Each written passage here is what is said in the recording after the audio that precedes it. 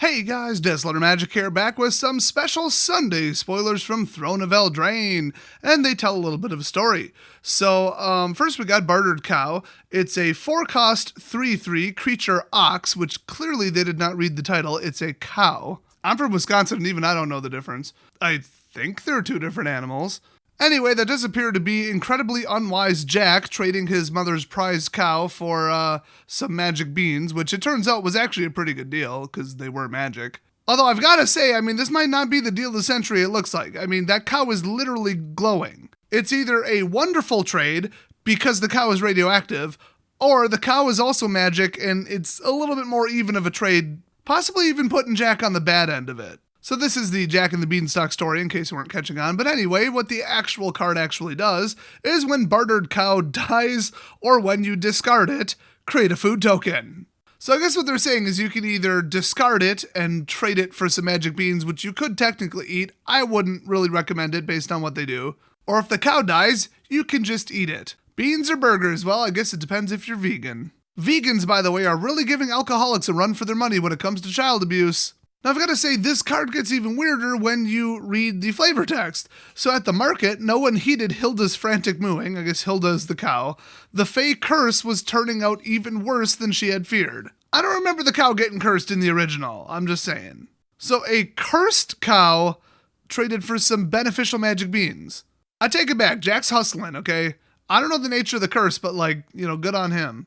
That's what they call on Wall Street getting rid of toxic assets, which in this case is almost definitely literally. So in keeping with the story, we've got the next card, Giant Opportunity. Ha ha ha, puns are funs. So this is a 3-cost green sorcery, and you may sacrifice 2 foods. If you do, create a 7/7 green giant creature token, otherwise create 3 food tokens.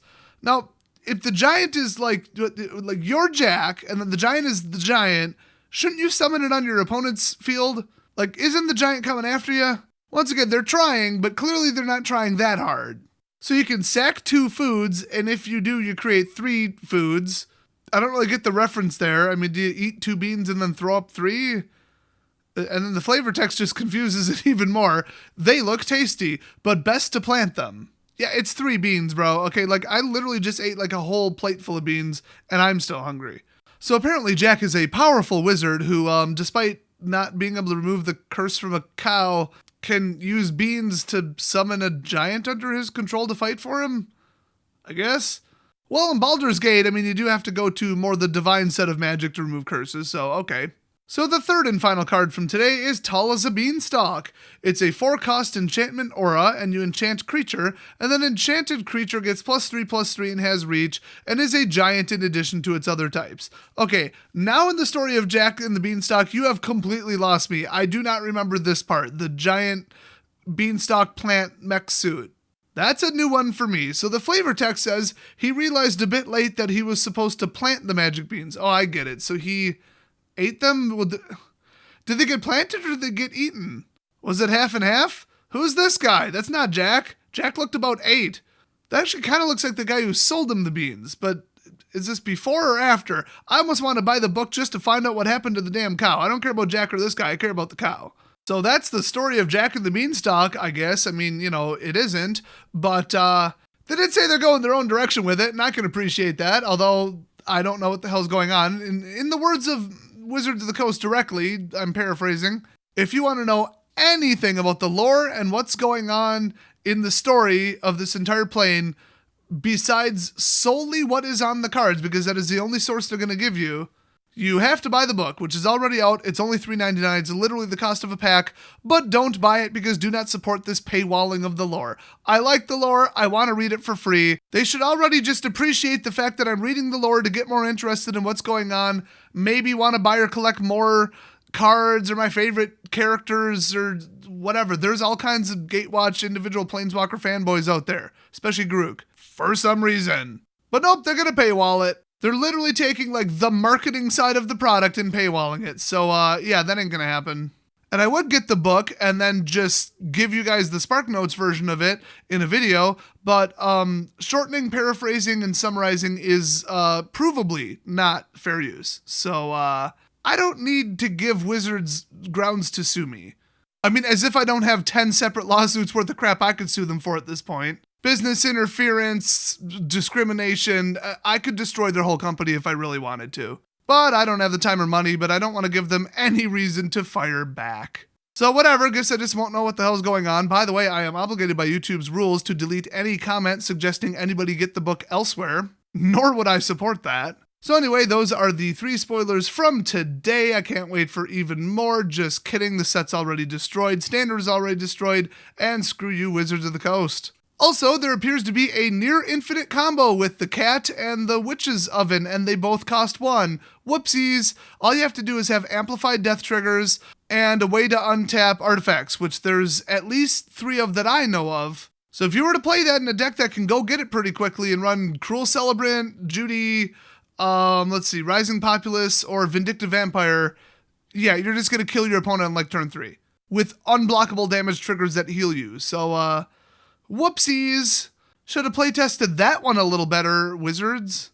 But then again, this is the same Wizards of the Coast that after hiring 2 people to specifically oversee card design and playtesting together and prevent, this is literally their job, to prevent infinite combos and horrible game-ruining degenerate crap and reduce the number of banned cards. That is their stated position. These 2 human beings that they named by name and introduced on Daily MTG. Very shortly after that, they had Hostage Taker, which was an infinite combo with itself. A 1-card infinite combo. Now, I did the math on this and I consulted zoological experts. It is actually true that instead of those 2 people overseeing it, evidently, since the Sealy Cat combo went from 2 cards down to a self-contained infinite combo, 1 card, although you did need a damaging ETB trigger. The fact that the problem got worse indicates that they actually could have R&D overseen by a tap-dancing iguana, and they still would have actually had better results than these 2 people, named by name, who their only job is to stop this from happening. Which, I kind of find that hard to believe, and I might be remembering that wrong. That might not be their only job, but they pretty much expressed that that's why they were hired. Well, they're either dead, missing, or quit or got fired because, well, here we go again. So get ready for the Cat Cooker combo to potentially utterly destroy Standard. I honestly don't think it's that bad, but it's pretty degenerate. We'll have to see. And then there's an infinite you can't win the game, or pardon me, you can't lose the game combo with Angel of Grace, Feather, and whatever the hell, that portal thing with the guy coming, it looks like the damn Stargate, that card. And that's on top of Feather plus God's Willing, which I think is already completely unacceptable, not to mention the ones that boost and give lifelink, which is also completely unacceptable. So Chandra's big old Flappy Bird and Feather, they're on the chopping block for bans, I guarantee it. Absolutely guarantee that they're going to be highly scrutinized before the next ban cycle. Not to mention potentially the Cat Cooker combo. And then that's on top of the fact that they're probably going to have to ban that stupid book, that stupid portal, and what else? There's probably like 2 or 3 other cards just from Throne of Eldraine that they're probably going to have to ban. Teferi, Narset, and that other chick can all off.